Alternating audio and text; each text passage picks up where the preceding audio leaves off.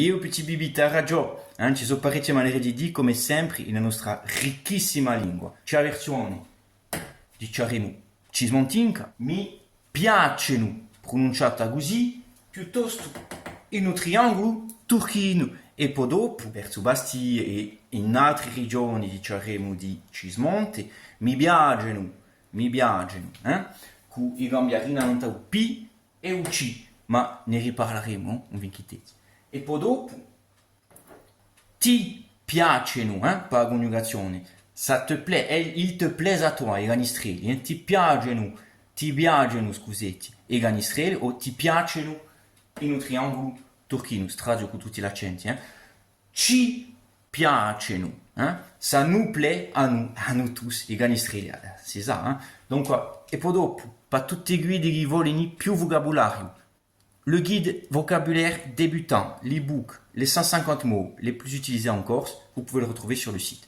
entremont.com/150. Et puis toute une formation évidemment. À presto!